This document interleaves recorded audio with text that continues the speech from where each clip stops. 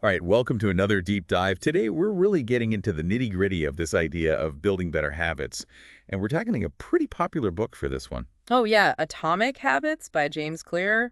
I mean, it's been everywhere, right? It really has. So we've got some excerpts from a presentation that James Clear himself gave, and then, Looks like maybe an audiobook transcript or something. yeah, definitely sounds like it. So, we'll kind of jump between those as we go. But basically, what we want to do in this deep dive is give you the core, like the real meat and potatoes of Atomic Habits in a way that makes sense and you can actually use. Yeah, because I think that's the biggest thing with these like self-helpy books is like, how do you actually put this into practice? Absolutely. So first things first, the central idea of this whole book is that you can achieve remarkable results just by making tiny changes. And it sounds almost too good to be true, right? Like you need these big, massive overhauls to make any real difference. But that's where Atomic Habits flips the script. It's all about those small 1% improvements that might not seem like much on any given day, Yeah. but they compound over time. And they create these huge, like seriously huge outcomes in the long run. It's wild. The best example of this, honestly, is the story of British cycling. Back in 2003, they were struggling, like really struggling. And they brought in this new performance director, Dave Brailsford, who had this crazy idea about focusing on what he called marginal gains.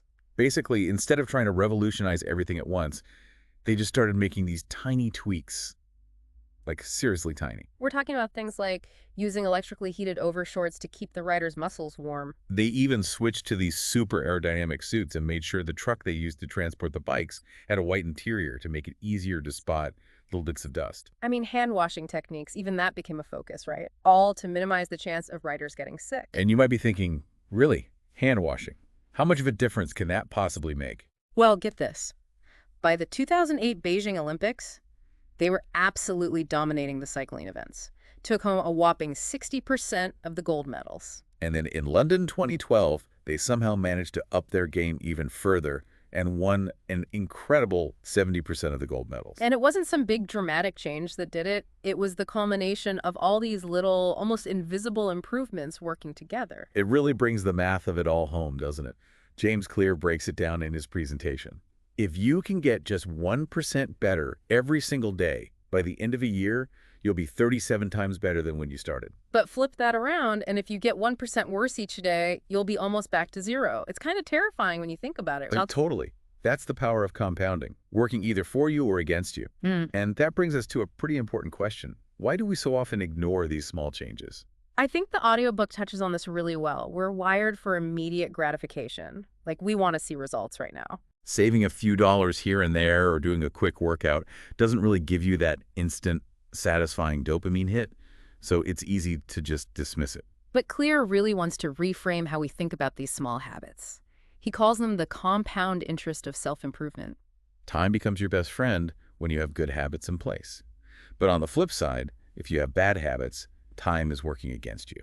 So it's not really about the size of the action. It's about the consistency over time. That's where the real magic happens. Okay, so the million-dollar question then, how do we actually build these small but mighty habits? Clear lays out a really simple framework in his presentation that we can follow. 4 stages of habit formation. It's a cycle. Noticing, wanting, doing, and liking. It gives you a roadmap for understanding how habits take root and how you can influence that process to work for you. So the first stage, noticing, you can't form a habit if you don't even notice the cue that triggers it, right? Think about it like this. You see your running shoes by the door, and suddenly you're like, oh, yeah, maybe I should go for a run. That visual cue kicks off the whole process. Precisely. And one of the most effective strategies for this is using what are called implementation intentions. Basically, you make a very specific plan for when, where, and how you're going to do the thing. There's a really interesting study mentioned in the presentation that demonstrates this. They had 3 groups of people who were trying to exercise more. The first group just tracked their workouts.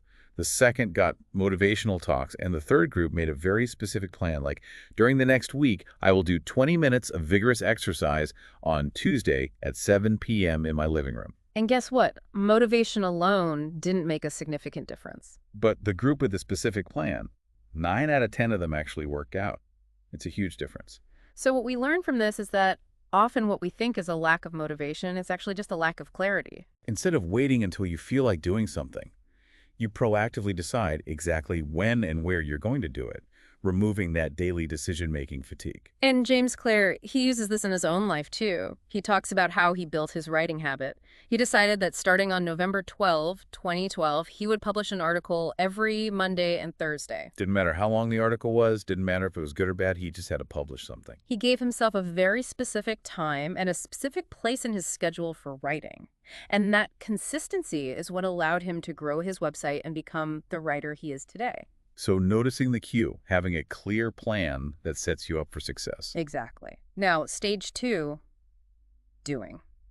So you've noticed the cue, you've set your intention, but how do you make sure you actually follow through and do the thing consistently? Well, the key here, and it seems almost too simple, is making the start as easy as possible, like ridiculously easy. And this is where the 2-minute rule comes in. Clear got this from David Allen's Getting Things Done method, and it's brilliant. The idea is that any habit can be started in less than 2 minutes.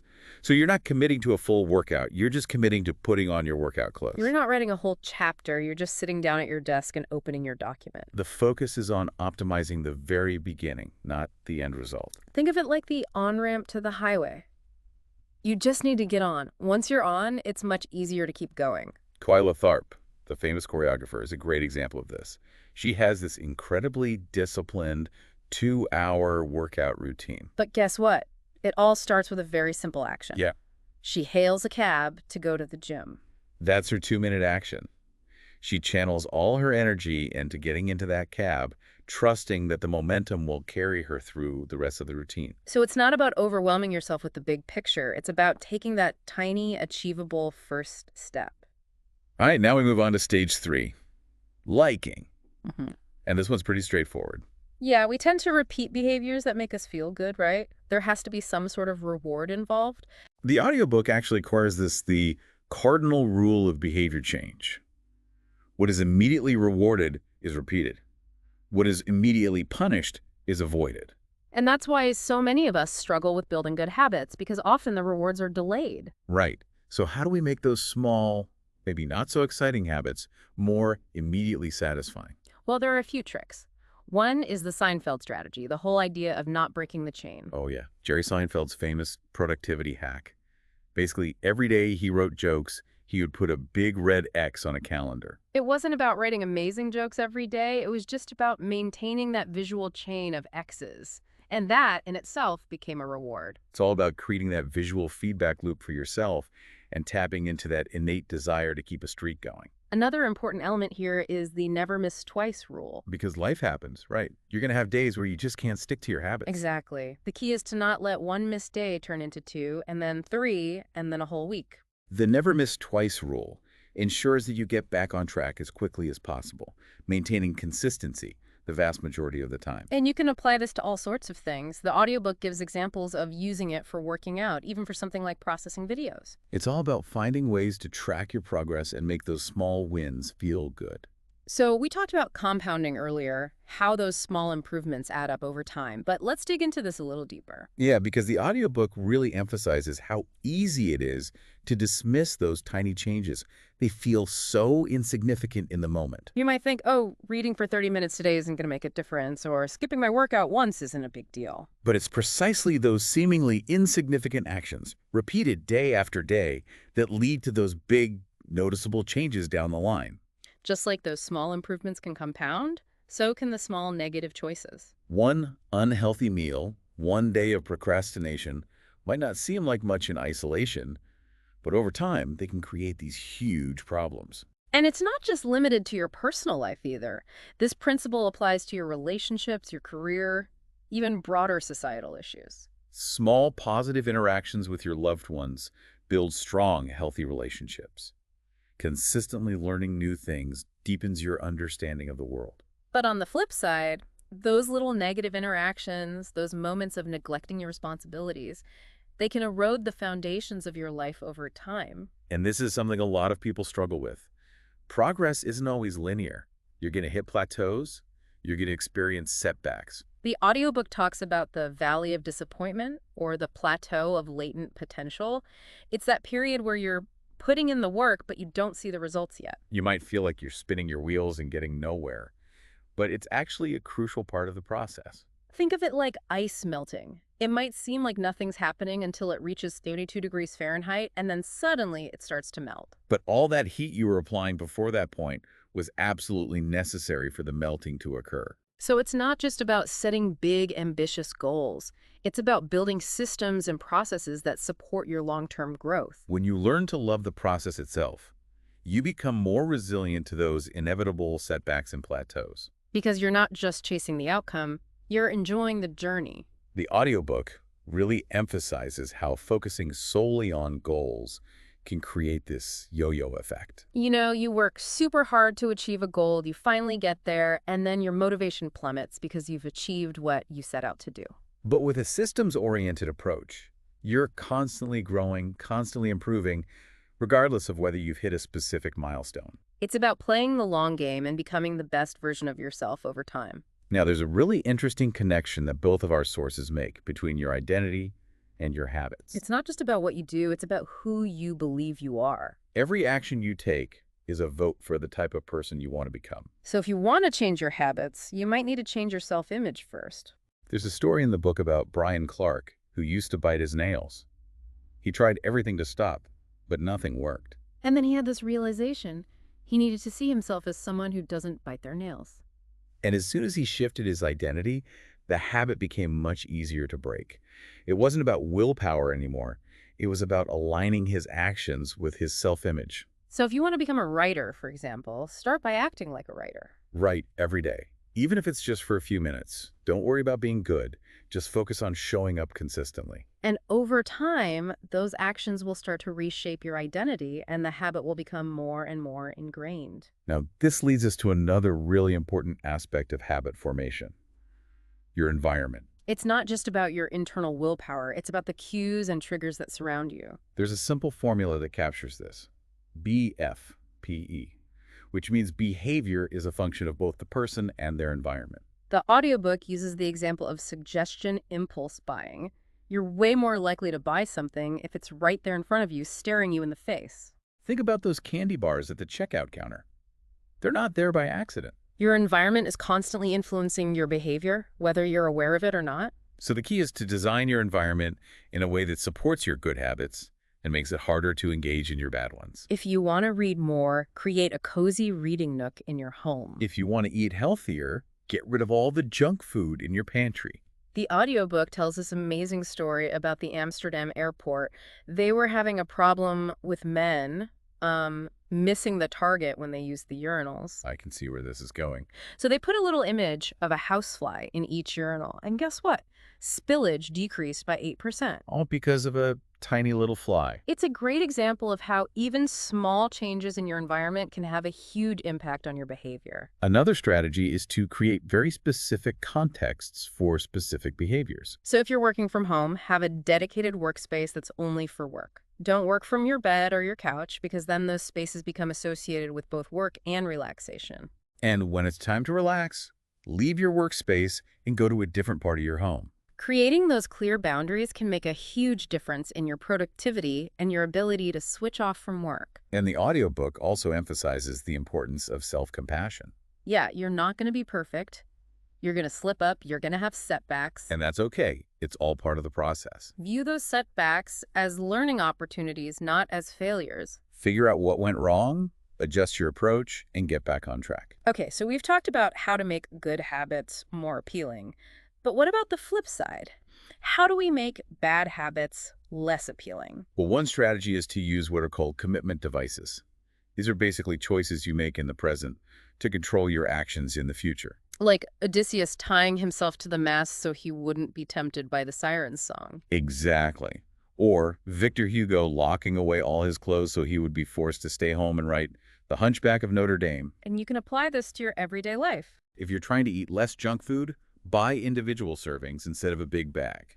If you're trying to cut back on social media, use an app that blocks your access during certain hours. The idea is to make it more difficult to engage in the bad habit, so you're less likely to do it. Another strategy is to take one-time actions that create a supportive environment for you in the long run. Like setting up automatic transfers to your savings account. or decluttering your home. The story of John Henry Patterson, who invented the cash register, is a really fascinating example of this. Back in the day, shopkeepers would often pocket some of the cash from sales. So Patterson designed the cash register to automatically record every transaction, making it much harder for employees to steal. It was a brilliant example of using environmental design to encourage ethical behavior. And think about how this applies to your own life.